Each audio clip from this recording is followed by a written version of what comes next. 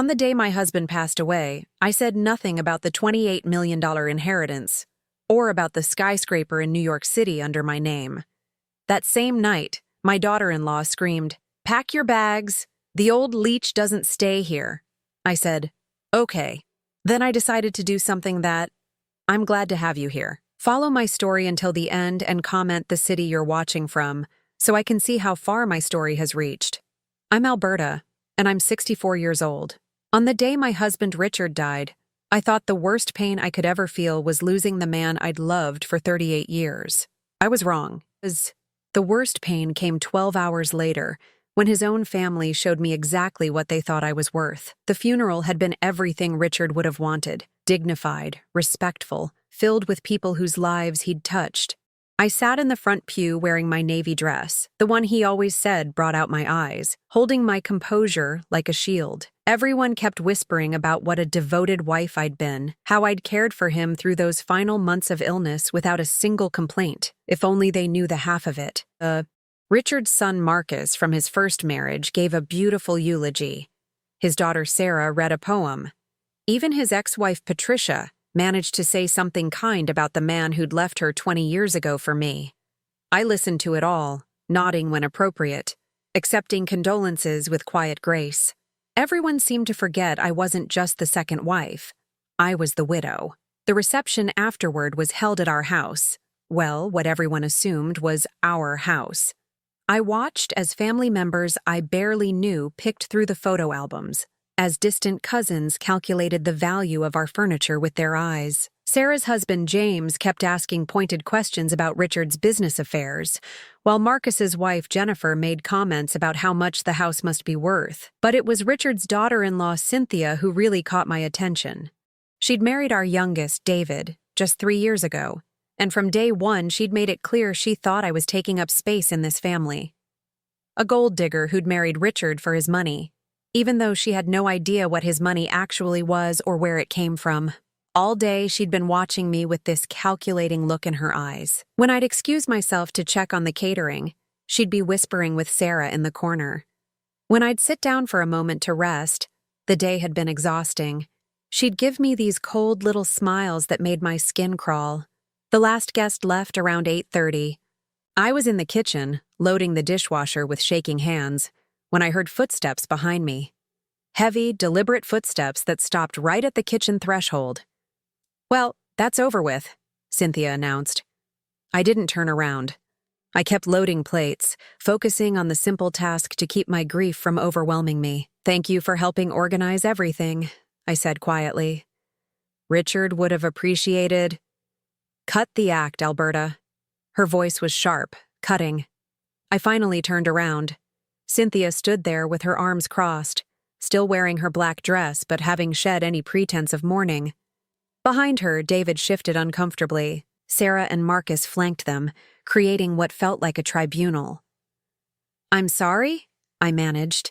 Cynthia stepped closer. "The grieving widow routine. You can drop it now. We need to talk about practical matters." My hands stilled on the dishwasher. What practical matters? This house, Richard's assets, the family business. She said each word like she was explaining something to a slow child. "David and I have discussed it with Marcus and Sarah. We think it's best if you start looking for your own place." The kitchen seemed to tilt around me. "My own place?" Sarah cleared her throat. "What Cynthia means is this house is quite large for one person, and frankly, the upkeep costs alone. Are you telling me to leave?" I interrupted, my voice barely above a whisper. Cynthia smiled. It wasn't a kind smile. "I'm telling you to be realistic. You're 64 years old, Alberta. Richard took care of you while he was alive, but now you need to think about downsizing, finding something more appropriate to your situation." "My situation?" "Well, you never worked, did you? Richard provided everything. This house, your lifestyle, your security. But that was Richard's money, Richard's success." She gestured around the kitchen like she was already redecorating it in her mind. "The family needs to make some hard decisions about his estate." I felt something cold settle in my chest. This is my home. I've lived here for 15 years. And it's been wonderful, I'm sure. Marcus said, finally speaking up. But Dad would want us to be practical. There are 4 of us kids, plus grandchildren to think about. College funds, retirement planning. Richard left a will, I said. Yes, and we'll honor whatever small provision he made for you, Cynthia said dismissively. But let's be honest about what this is. You were his second wife, not his business partner. You didn't build anything together. You were just there. The words hit me like physical blows. Just there. After 38 years of marriage, after caring for him through cancer, after building a life together, I was just there. I think you should pack your things tonight, Cynthia continued. David and I can stay here to help manage the transition. It'll be easier for everyone if we handle Richard's affairs directly. I looked at David, silently pleading with him to defend me, to remember that I'd been his stepmother since he was 12 years old, but he wouldn't meet my eyes. Where am I supposed to go? I asked. Cynthia shrugged. There are some lovely senior communities around here. Assisted living facilities. I'm sure you'll find something suitable. Assisted living. Like I was some helpless old woman who couldn't take care of herself. I stood there in my own kitchen, surrounded by people I'd considered family, and felt the last pieces of my heart break. The grief from losing Richard was nothing compared to this. This was betrayal. This was being erased from my own life. But as I looked at their faces, Cynthia's cruel satisfaction, the others' uncomfortable but determined expressions, something else began to grow alongside the pain. Something cold and quiet and patient. Okay, I said simply. Cynthia blinked. Okay, I'll pack tonight. I'll be gone in the morning. The silence that followed was deafening. I think they'd expected me to fight, to beg, to make a scene that would justify their treatment of me. Instead, I turned back to the dishwasher and continued loading plates. Well, Cynthia said, clearly thrown off balance. Good.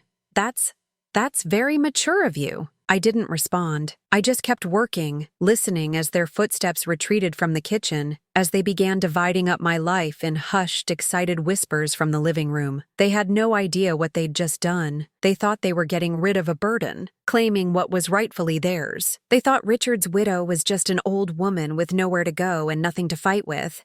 They were about to learn how wrong they were. As I closed the dishwasher and listened to it hum to life, I allowed myself the smallest smile. Tomorrow, my real life would begin, and theirs, well, theirs was about to get very, very complicated. I packed 2 suitcases that night, just 2. Everything else, the jewelry, the artwork, the designer clothes Cynthia was probably already mentally cataloging, I left behind. Let them think it was all they were getting. Let them believe the grieving widow was walking away with nothing but some old dresses and memories. The Hampton Inn on Route 1 became my temporary home. Not exactly the Ritz, but it had a business center, reliable Wi-Fi, and most importantly, it was anonymous. I checked in under my maiden name, Alberta Morrison, and paid cash for a week. The desk clerk barely looked at me. Just another senior citizen traveling alone, probably visiting grandchildren or attending a funeral. Perfect. Invisible was exactly what I needed to be right now. The first call I made was to Harold Steinberg. Harold had been Richard's attorney for 25 years, but more than that, he'd been mine for the past 15. Not that anyone in Richard's family knew that, of course. They assumed I was just the wife, that Harold handled only Richard's affairs. Alberta, Harold's voice was warm when he answered. I'm so sorry for your loss. Richard was a good man. Thank you, Harold. I need to see you. Tomorrow, if possible. Of course. 10 o'clock? Actually, could we meet somewhere other than your office? Somewhere private? There was a pause. Harold had known me long enough to read between the lines. The family's giving you trouble? Something like that. I'll come to you. Text me the address. Harold arrived the next morning carrying a leather briefcase and wearing the expression of a man who'd dealt with family greed more times than he cared to count. I'd ordered coffee and pastries from room service, a small luxury that would have raised eyebrows if anyone had been watching. But that's the beauty of being invisible. No one watches you when they think you don't matter. How bad is it? Harold asked, settling into the room's single armchair. I told him about the previous night, about Cynthia's demands, about being told to find appropriate housing, about how they'd dismissed me as someone who'd never contributed anything to Richard's success. Harold's jaw tightened as I spoke. Do they have any idea about your actual situation? None whatsoever. Richard and I decided years ago that it was better that way. Let them think he was the business mogul and I was just the pretty second wife. And you're sure you want to proceed as we discussed? I looked out the hotel window at the parking lot, at the ordinary cars filled with ordinary people living ordinary lives. Yesterday, they would have seen me as one of them, just another older woman, probably widowed, probably struggling. They had no idea that the woman in room 237 owned more property than most of them could imagine. I'm sure. How long will it take? Harold opened his briefcase and pulled out a thick folder. The preliminary transfers can be completed within 48 hours. The complete restructuring will take about 2 weeks, and there's no way they can contest it? Alberta, everything has been legally yours for over a decade. Richard transferred ownership years before his illness, precisely to avoid situations like this. They can contest it all they want. They'll lose. I nodded, feeling that cold satisfaction settle deeper into my bones. What about the house? That's where it gets interesting. Harold allowed himself a small smile. Technically, you could evict them today, but I assume you have something more educational in mind? I want them to show me exactly who they are first. Let them get comfortable in my house, making their plans, dividing up what they think is theirs. Give them enough rope to hang themselves. And then I'll remind them that assumptions can be dangerous things.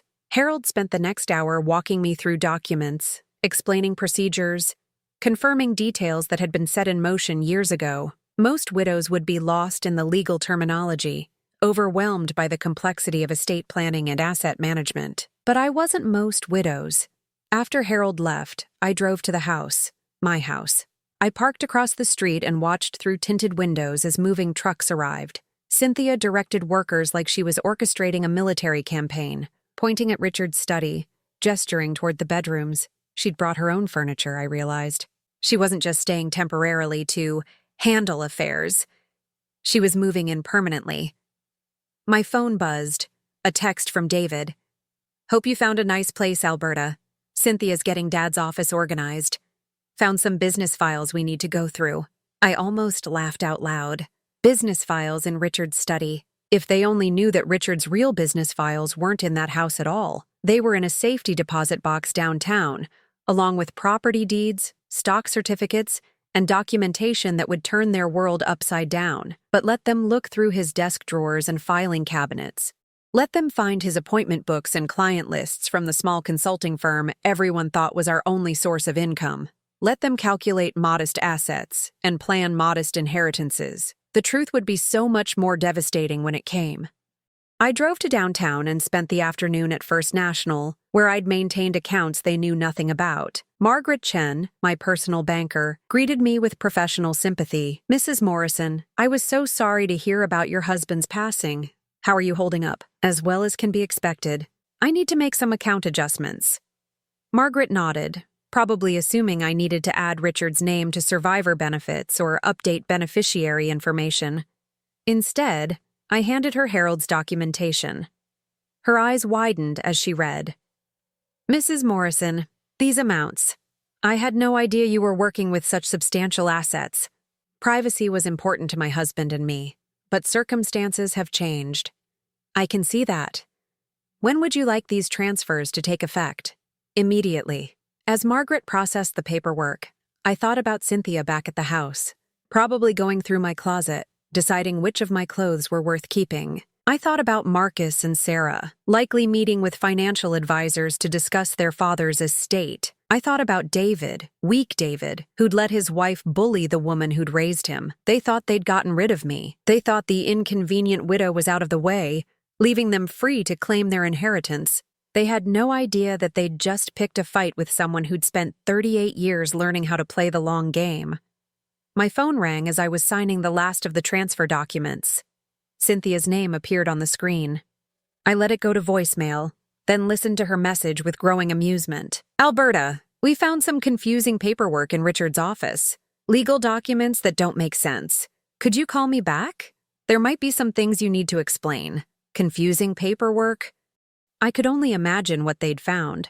Probably the outdated copies Richard kept for show, documents that referenced assets that no longer existed under his name. They were getting nervous, realizing that their father's financial picture wasn't as clear-cut as they'd assumed. I deleted the message without responding. Let them wonder. Let them worry. Let them spend sleepless nights trying to figure out why nothing added up the way they'd expected. Tomorrow, I would start phase 2 of my plan. Tonight, I would have dinner in my anonymous hotel room and watch the news like any other senior citizen spending the evening alone. But I wasn't alone. Not really. I had Harold. I had Margaret. I had a network of professionals who'd been quietly managing my affairs for years. And most importantly, I had time. Cynthia and her allies thought they'd won a quick victory. They had no idea they'd just declared war on someone who'd been preparing for this battle longer than they'd been part of this family. The grieving widow was done grieving. Now it was time for the real Alberta Morrison to emerge from the shadows. And when she did, the family that had dismissed her so easily would learn that some assumptions cost more than others. 3 days had passed since I'd moved into the Hampton Inn, and I could tell the family was getting restless. My phone had been buzzing with increasingly urgent messages from Cynthia, each one more demanding than the last. She wanted me to come back and explain some discrepancies they'd found in Richard's paperwork. She needed me to sign documents. She had questions only I could answer. I ignored them all. Instead, I spent my mornings in the hotel's business center, making calls that would have shocked them senseless. Tuesday, I spoke with the property management company that handled my 3 apartment complexes in Manhattan. Wednesday, I had a conference call with my investment advisor about moving some assets around. Thursday, I spent 2 hours on the phone with architects about renovation plans for the building I owned in Soho. The building. My little secret that even Richard hadn't fully understood the value of when I'd bought it 15 years ago with money from my first marriage. Back then, it had been a rundown warehouse in a neighborhood nobody wanted. Now it was worth $28 million. And the rent from the high-end lofts I'd created generated more income in a month than Richard's consulting firm had made in a year. But they didn't know any of that. To them, I was still just the second wife who'd never worked a day in her life. On Friday morning, Harold called with news that made me smile for the first time since Richard's funeral. "They've hired an attorney," he said without preamble. "Have they now?" "Jackson Morrison from Morrison and Associates. No relation to you, I assume, despite the name. Never heard of him. What does he want?" "He's asking questions about Richard's estate. Apparently, the family has some concerns about asset distribution and wants to ensure everything is being handled properly." I set down my coffee cup, feeling that familiar cold satisfaction spread through my chest. How proper of them to be concerned. There's more. They're requesting a formal reading of the will. They want all beneficiaries present, including you. When? Monday afternoon. 2 o'clock, at their attorney's office. Perfect. I'll be there. Alberta, are you sure you're ready for this? Once we walk into that room, there's no going back. They're going to learn exactly who you are. I looked out my hotel window at the ordinary world beyond, at people going about their ordinary lives with ordinary problems. Soon, very soon, I would no longer be invisible to the family that had dismissed me so easily. "Harold, I've been ready for 15 years. That weekend, I went shopping. Not at the discount stores they probably expected a newly poor widow to frequent, but at the boutiques I'd always preferred. I chose a navy blue suit, elegant but understated, along with my grandmother's pearl necklace and the Cartier watch Richard had given me for our 10th anniversary. I wanted to look exactly like what I was, a woman of substance who had simply chosen to be underestimated. Sunday evening, I moved out of the Hampton Inn and into the penthouse suite at the Fairmont Hotel downtown, just for one night, just to remind myself who I really was before walking into that meeting. I ordered room service, lobster and champagne, and reviewed the documents Harold had prepared. Everything was in order. Everything was legal. Everything was about to change. Monday morning arrived gray and drizzly, the kind of weather that matched my mood perfectly. I dressed carefully, applied my makeup with precision, and arrived at Morrison and Associates 15 minutes early. The receptionist, a young woman who couldn't have been more than 25, looked me over with barely concealed dismissal. "You're here for the Holloway estate reading?" she asked, checking her computer screen. "I am." "And you are?" "Alberta Morrison, the widow."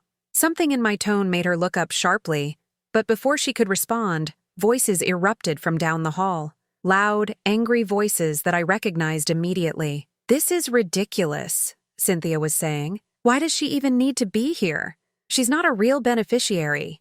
The law requires all named parties to be present," came an unfamiliar male voice. Their attorney, presumably. "But she didn't contribute anything to the estate," Marcus added. "Dad supported her, not the other way around. Nevertheless, she has legal standing as the surviving spouse." I listened to them argue about me like I was an inconvenience, a legal technicality to be managed. The receptionist kept glancing at me nervously, probably wondering if I was going to break down or cause a scene. Instead, I sat quietly in the leather chair, hands folded, looking exactly like the kind of little old lady they expected me to be. At exactly 2:00, Harold arrived. He nodded to me with professional courtesy, giving no indication that we'd spent hours planning this moment. Behind him came a woman I didn't recognize, tall, sharp-suited, with the kind of presence that commanded attention. "Mrs. Morrison," Harold said formally, "I'd like you to meet Catherine Walsh. She'll be representing your interest today." Catherine extended her hand with a smile that didn't reach her eyes. "Mrs. Morrison, I've heard a great deal about your situation." Before I could respond, Jackson Morrison himself appeared, a soft-looking man in his 50s who seemed overwhelmed by the circumstances he'd been hired to manage. "Well," he said, mopping his forehead with a handkerchief, "I believe everyone is here now. Shall we proceed?" The conference room was larger than it needed to be, with a polished table that could have seated 20 people. The family had arranged themselves on one side like they were preparing for battle. Cynthia sat at the head, flanked by David and Sarah, with Marcus positioned slightly behind them like backup. They'd dressed for success, expensive suits, confident postures, the look of people who expected to inherit everything. I took the seat directly across from them, with Harold and Catherine on either side of me. The symbolism wasn't lost on anyone in the room. Jackson Morrison cleared his throat and began reading Richard's will in a monotone voice that suggested he'd done this hundreds of times before. The standard language about being of sound mind, the formal declarations, the preliminary bequests to charity. Then came the part they'd been waiting for. "To my beloved children, Marcus, Sarah, and David, I leave the sum of $50,000 each, to be distributed equally among them." I watched their faces carefully. 50,000 each was generous for most families, but it was far less than they'd expected. Cynthia's mouth tightened almost imperceptibly. Sarah frowned. Marcus leaned forward like he'd misheard. "And to my dear wife, Alberta Morrison Holloway, I leave the remainder of my estate, including all properties, investments, and business interests, to be hers absolutely and without restriction." The silence that followed was deafening. Jackson Morrison continued reading, but I could see that no one was listening anymore. They were all staring at me with expressions ranging from shock to outrage to disbelief. "Excuse me," Cynthia interrupted, her voice sharp enough to cut glass. "Could you repeat that last part?" Jackson Morrison looked uncomfortable.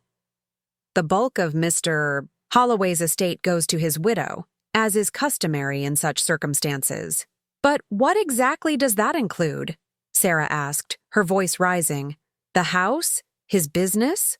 What are we talking about here?" It was Catherine Walsh who answered, consulting her own copy of the will with professional detachment. "According to these documents, Mrs. Morrison inherits all real property, all financial accounts, all business assets, and all personal property not specifically mentioned elsewhere in the will." "That's impossible," Marcus said flatly. "Dad would never leave us with just 50,000 each." Harold leaned forward slightly. "I'm afraid it's quite legal, Mr. Holloway. Your father was very specific about his intentions." "But she didn't earn any of it," Cynthia exploded, finally losing the composure she'd been struggling to maintain. "She never worked. She never contributed anything. She was just there, living off his success." The words hung in the air like poison. Just there. The same phrase she'd used the night she'd thrown me out of my own home. The same dismissal. The same contempt. The same fundamental misunderstanding of who I really was. I stood up slowly, feeling every eye in the room focus on me. For 38 years, I had let Richard be the face of our success. I had allowed people to assume he was the business mind while I played the supporting wife. I had been content to remain in the shadows, building my empire quietly while he took the credit publicly. But Richard was gone now, and the shadows had served their purpose. "You're absolutely right, Cynthia," I said quietly. "I never contributed anything to Richard's success." She blinked, clearly not expecting agreement. Richard's consulting firm, his modest investments, his reputation in the community, that was all him. I had nothing to do with any of it. I could see confusion rippling across their faces. This wasn't the response they'd expected. "But you see," I continued, my voice growing stronger, "Richard's estate isn't what you think it is, and I'm not who you think I am." Catherine Walsh was already reaching into her briefcase, pulling out documents that would change everything. Harold was checking his watch, timing the moment perfectly. "What do you mean?" David asked, speaking for the first time since the reading began. I looked at each of them in turn, these people who had dismissed me, who had thrown me out of my own home, who had treated me like a burden to be disposed of.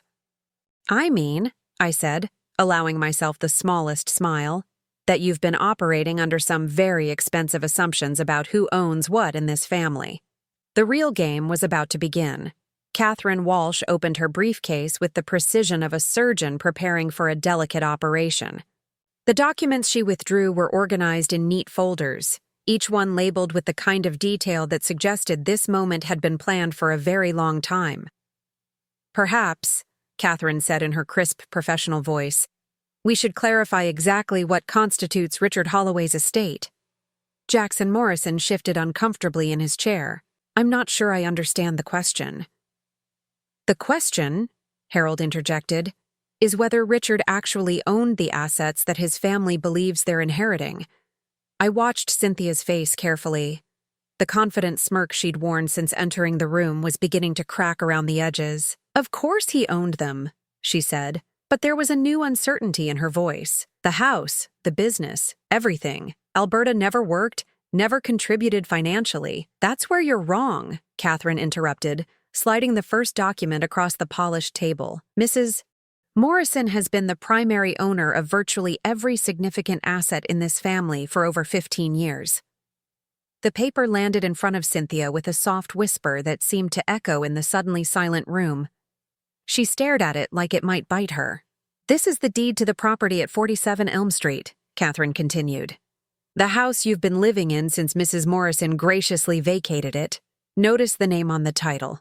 Cynthia picked up the document with trembling fingers. Her face went white as she read. "Alberta Morrison," she whispered. "That's correct. The house was transferred to Mrs. Morrison's sole ownership in 2008, 5 years after their marriage. Mr. Holloway retained lifetime occupancy rights, but ownership transferred completely upon his death." Sarah grabbed the paper from Cynthia's hands, scanning it frantically.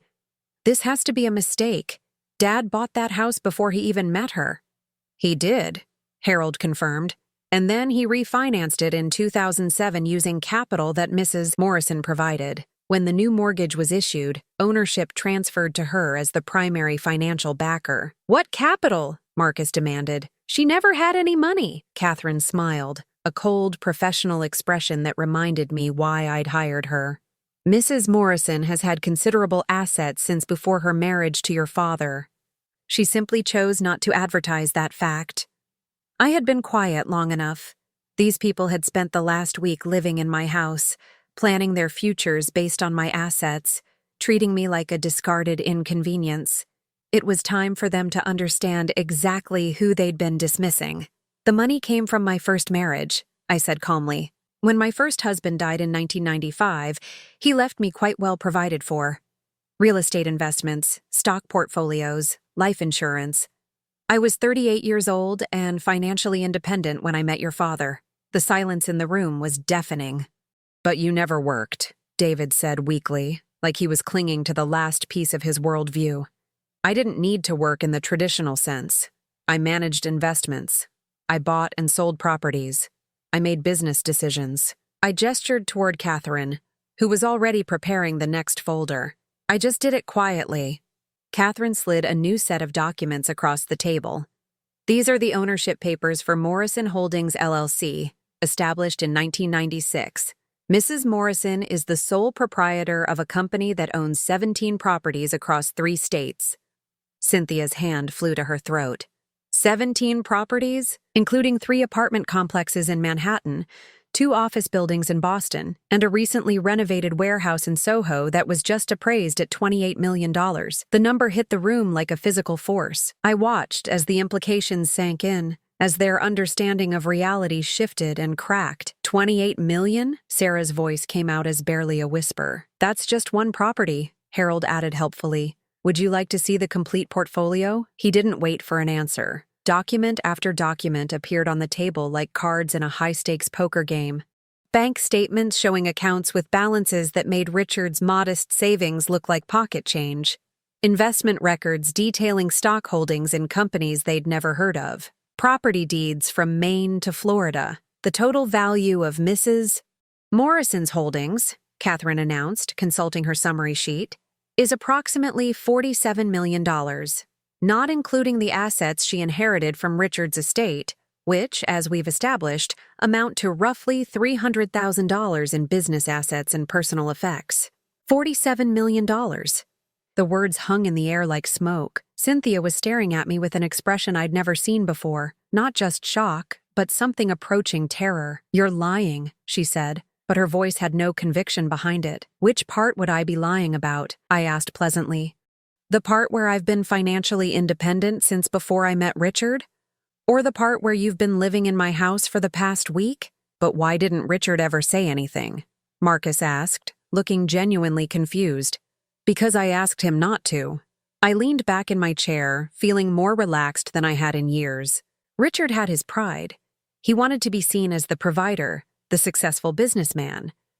I was happy to let him have that image publicly while I handled things privately.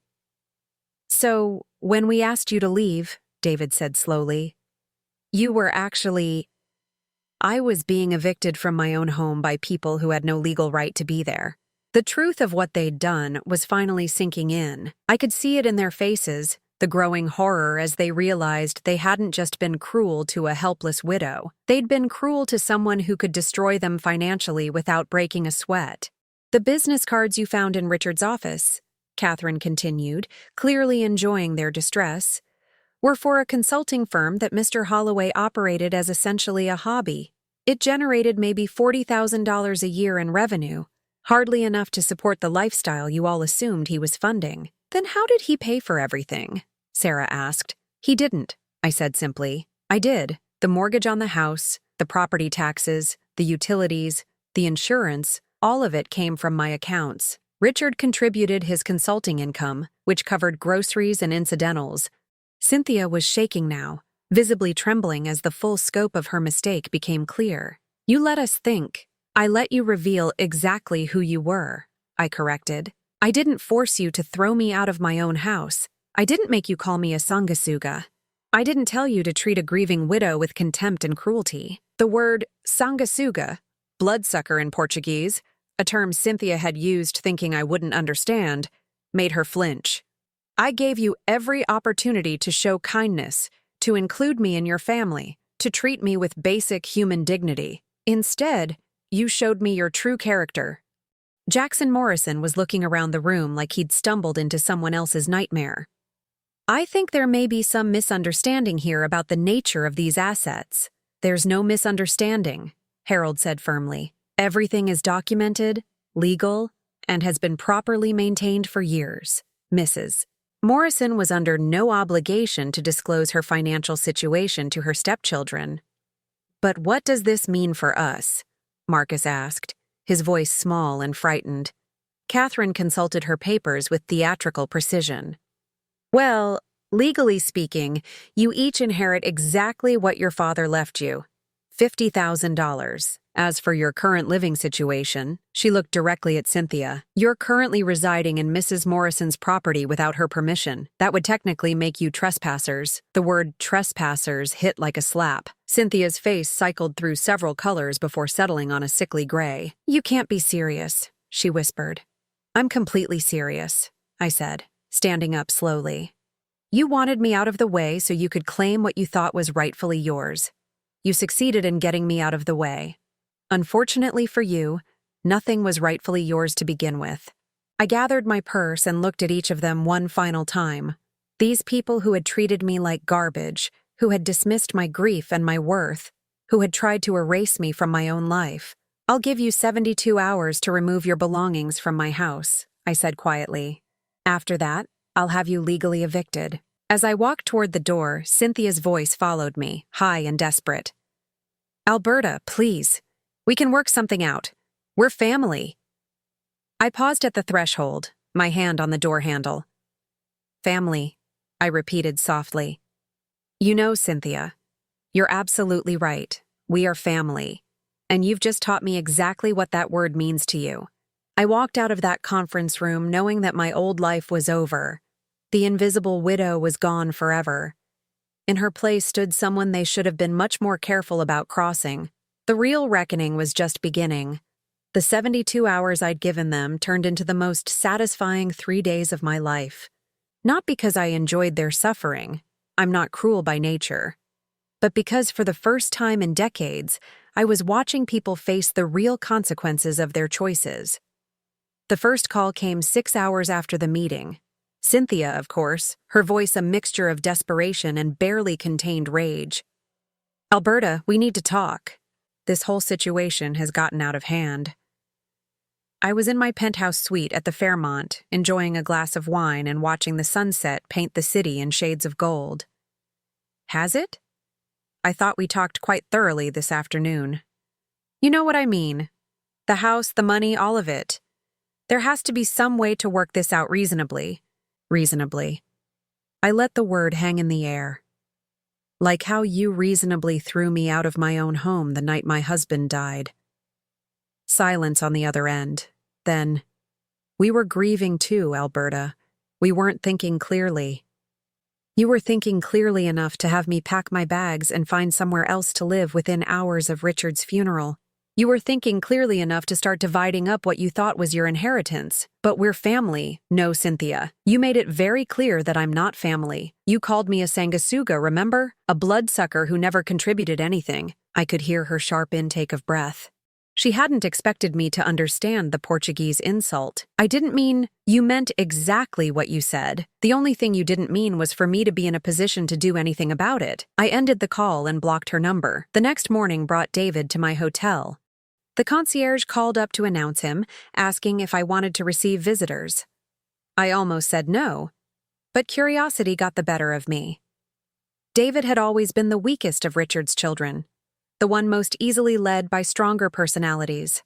I wanted to see how he'd handle the situation when his wife couldn't speak for him. He sat across from me in the hotel's elegant lobby, wringing his hands like a schoolboy called to the principal's office. The man was 35 years old, but he looked like he might cry. Alberta, I'm so sorry about everything. Cynthia gets carried away sometimes, and I should have stopped her. Should have, could have, would have, I said calmly. But you didn't. I know, and I regret that. But you have to understand. We thought Dad had left us provided for. We thought the house, the business, everything would be ours to share. And when you thought that, your first instinct was to throw me out onto the street. David's face flushed. It wasn't like that. We just thought you'd be more comfortable somewhere smaller, more manageable. David. My voice was sharp enough to cut through his rambling. Stop lying. To me, and to yourself. You wanted me gone so you could have everything without having to consider my needs or feelings. He stared at his hands, unable to meet my eyes. Cynthia said terrible things. Yes, but you stood there and let her. You could have defended me. You could have reminded her that I'd been your stepmother for over 20 years, that I'd raised you from the time you were 12 years old. Instead, you watched her humiliate a grieving woman and said nothing. I'm saying something now, he whispered. Now that you know I don't need your charity, now that you realize I'm not the helpless widow you can discard, your apology isn't about remorse, David. It's about fear. He looked up then, and I saw that I was right. His eyes were filled with terror. What are you going to do to us? The question hung between us like a blade. What was I going to do? I had the power to destroy them financially, to make their lives as difficult as they'd tried to make mine. I owned properties they could never afford, had connections they couldn't imagine. I could make them suffer in ways they couldn't even comprehend. But looking at David, weak, frightened David who'd never had an original thought in his adult life, I realized something. I didn't want to destroy them. I wanted something much more valuable than revenge. I wanted them to learn. I'm going to do exactly what I said I would do. You have until tomorrow evening to remove your belongings from my house.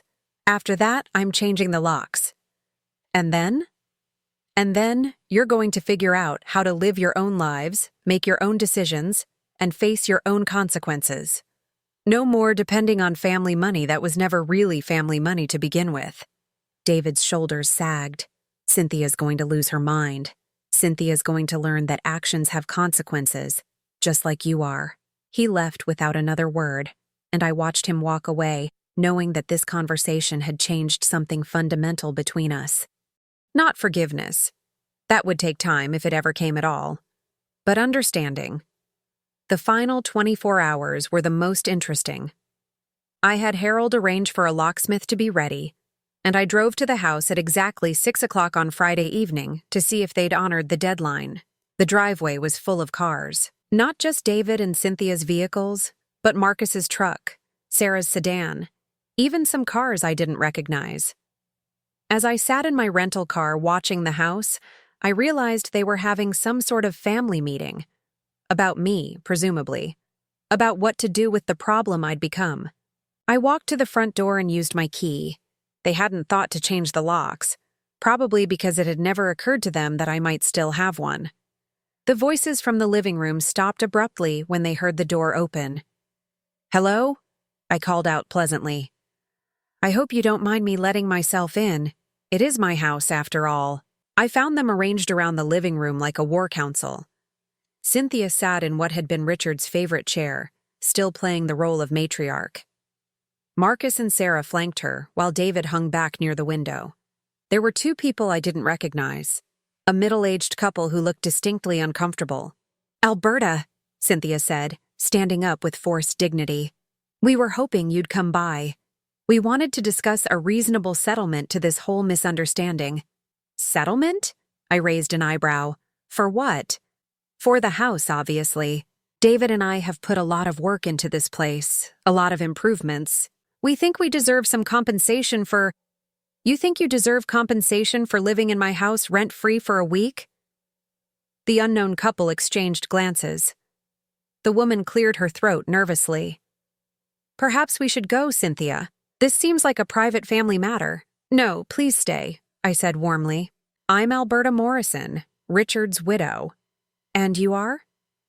"Tom and Linda Patterson," the man said reluctantly. We're Cynthia's parents." "Ah. So they'd brought in reinforcements." Cynthia's parents probably told some version of events that painted me as the villain in this story. "How lovely to meet you," I said. "I hope Cynthia has explained the situation accurately." Linda Patterson looked between her daughter and me with obvious confusion. She said there was some sort of dispute about Richard's will, about who gets what. "There's no dispute," I said calmly. "The will is very clear. Richard left modest bequests to his children, and everything else to me. The only complication is that most of what people assumed was Richard's property was actually mine all along." Tom Patterson frowned. "I'm sorry, I don't understand."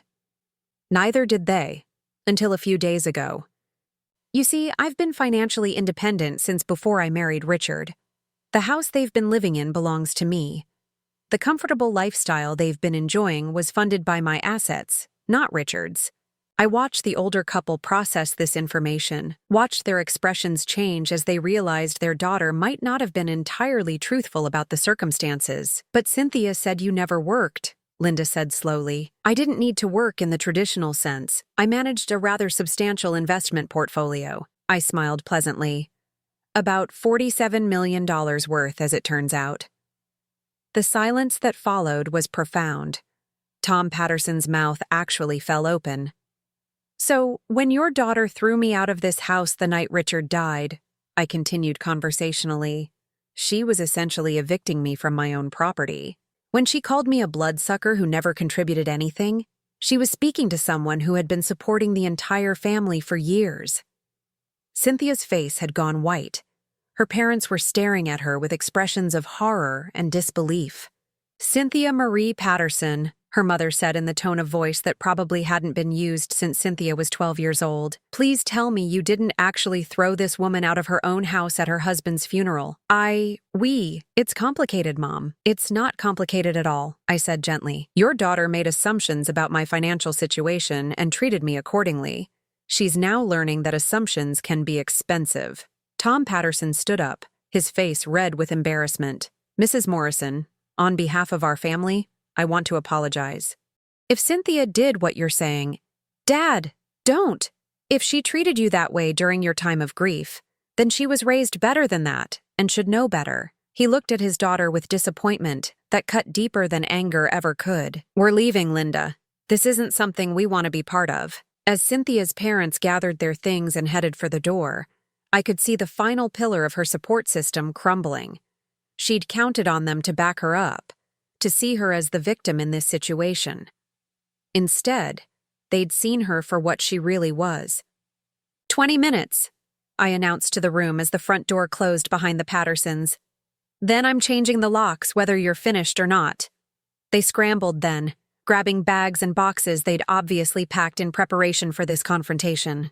Sarah and Marcus avoided eye contact as they carried their belongings to their cars. David moved like a man in a trance, but Cynthia stood in the center of the living room, staring at me with something approaching hatred. "This isn't over," she said quietly. "Yes," I replied, equally quiet. "It is." She left without another word, and I watched from the window as the cars pulled out of my driveway one by one. When the last taillight disappeared around the corner, I called Harold. "It's done," I told him. "They're gone. How do you feel?" I considered the question as I walked through my house, really looked at it for the first time since Richard's death. It felt different now, lighter somehow, like a weight had been lifted from the very walls. "I feel free," I said finally. And for the first time in a week, that was absolutely true. 6 months after that final confrontation, I was sitting in my garden watching the sunrise paint my roses pink and gold when the phone rang. I almost didn't answer. These days, I was much more selective about who I allowed into my peaceful mornings. But the number looked familiar, and curiosity won out over caution. "Mrs. Morrison? This is Dr. Elizabeth Chen at Mercy General Hospital. I have a patient here asking for you." My blood ran cold. "Who?" "David Holloway. He's listed you as his emergency contact." Emergency contact. After everything that had happened, after the way his family had treated me, David had still listed me as the person to call in a crisis. Despite myself, I felt a familiar pang of maternal concern. "What happened?" "Car accident. He's stable, but he's asking for you specifically. Said to tell you it's important."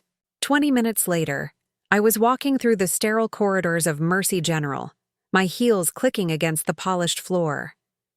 I'd changed out of my gardening clothes into something more appropriate, a simple blue dress that Richard had always liked, paired with the pearl earrings he'd given me for our anniversary. I found David in a private room, his left leg in a cast and his arm in a sling, but otherwise looking remarkably well for someone who'd apparently wrapped his car around a tree.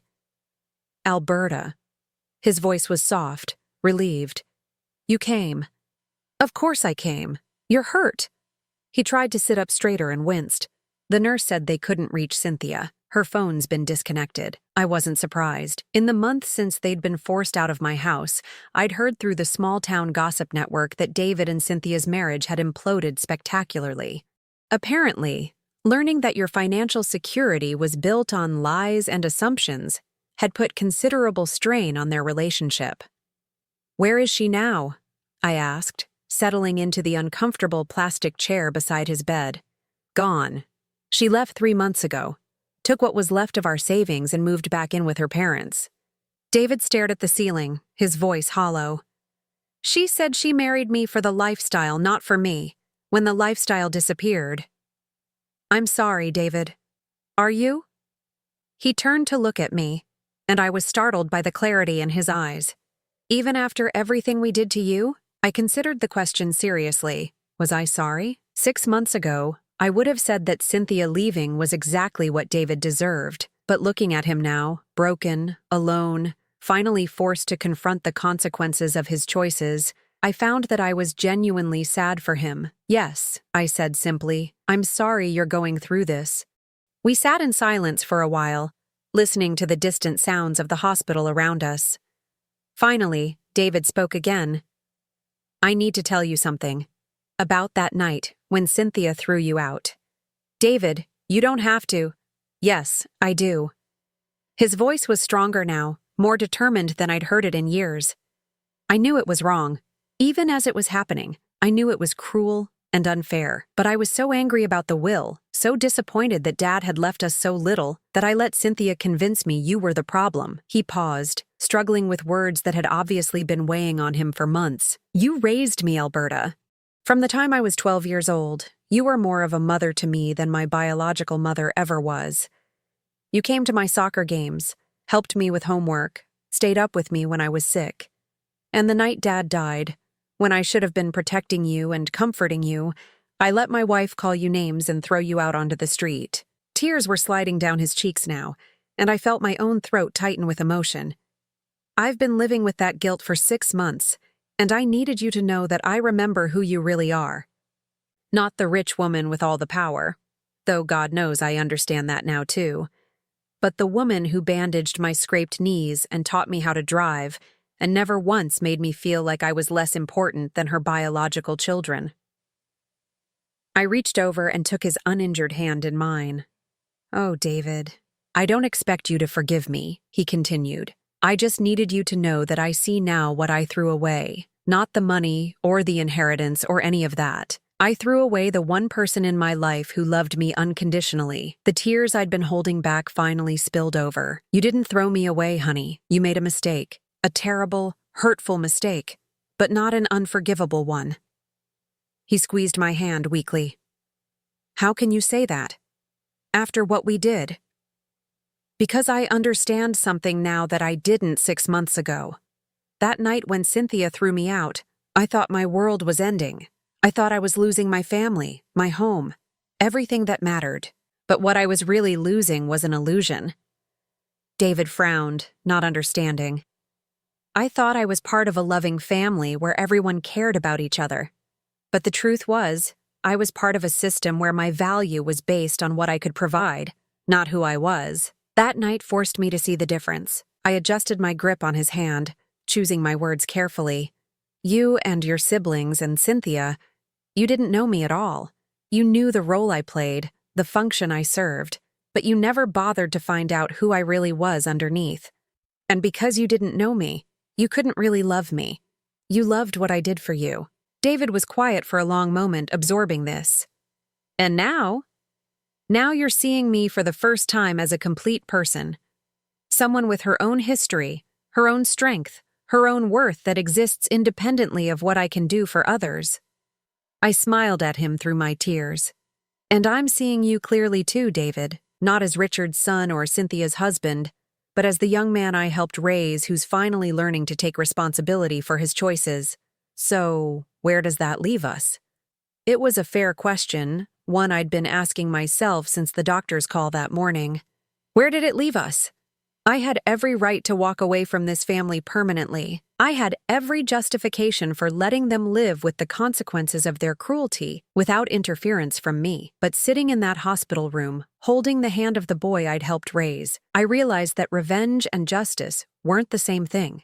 Justice had been served. They'd learned the truth about their assumptions and faced the natural consequences. Revenge would be withholding forgiveness from someone who was genuinely trying to make amends. "It leaves us here," I said finally. "Starting over, if you want to. Building a relationship based on who we actually are instead of who we thought we were supposed to be." David's eyes filled with fresh tears. "You'd be willing to do that? After everything? I'd be willing to try, but it would be different this time, David. I'm not going to be the invisible woman who makes everything work behind the scenes. I'm not going to pretend to be less than I am to make other people comfortable. I wouldn't want you to. And I'm not going to rescue you from the consequences of your choices. If you want a relationship with me, You have to build it yourself, maintain it yourself, and value it for what it is, not for what it might get you. David nodded solemnly. I understand. Do you? Because this isn't about money or inheritance or anything material. This is about two adults choosing to care about each other despite a very painful history. I know, and I want that, Alberta. I want to know you, the real you, not the version I created in my head. I studied his face, looking for any sign that this was manipulation or desperation talking. But what I saw was something I'd never seen from David before. Genuine remorse and a determination to do better. Then we'll try, I said, slowly, carefully, with clear boundaries and honest communication. Relief washed over his features. Thank you. Don't thank me yet. This is going to be hard work, David. Unlearning 30 years of bad habits and assumptions isn't easy. I'm ready for hard work. These past 6 months have taught me I'm stronger than I thought I was. I squeezed his hand one more time, then stood up to leave. I'm going to go talk to your doctor about your discharge plans. Do you have somewhere to go when you get out of here? I've been staying in a studio apartment downtown. It's not much, but it's mine. Good. Independence suits you. As I walked toward the door, David's voice stopped me. Alberta, what about Marcus and Sarah? Do you think... I turned back to him. That's up to them, honey. My door is open, but they have to choose to walk through it. Just like you did. And Cynthia? I considered this. Cynthia, who had initiated the cruelty that started this whole mess. Cynthia, who had shown no remorse, no recognition of wrongdoing, only anger at being caught in her assumptions. Cynthia burned that bridge herself, I said quietly. Some actions have consequences that can't be undone. She chose to reveal her character, and now she has to live with what she revealed. David nodded, understanding the distinction. I left him there in his hospital bed, looking more peaceful than I'd seen him since he was a child. The walk back to my car felt different somehow. Lighter, like I was carrying less weight than when I'd walked in. That evening, I sat in my garden again as the sun set behind my roses. My phone had rung twice. Marcus and Sarah, probably having heard about David's accident through the family network. I'd let both calls go to voicemail, but I'd listen to the messages, tentative voices, awkward apologies, requests to talk, the first signs that the family I'd thought I'd lost forever might be reconsidering their assumptions. I'd call them back tomorrow, maybe, or maybe I'd wait and see if they called again. Either way, I was no longer in a hurry. I had time, resources, and for the first time in decades, complete control over my own life. The invisible woman was gone forever, replaced by someone who knew exactly who she was and what she was worth. Someone who could choose forgiveness or distance, engagement or solitude, based on what felt right, rather than what was expected. And that, I reflected as I watched the stars emerge in the darkening sky, was worth more than $47 million, though the $47 million didn't hurt. Now I'm curious about you who listened to my story. What would you do if you were in my place? Have you ever been through something similar? Comment below, and meanwhile, I'm leaving on the final screen 2 other stories that are channel favorites, and they will definitely surprise you. Thank you for watching until here.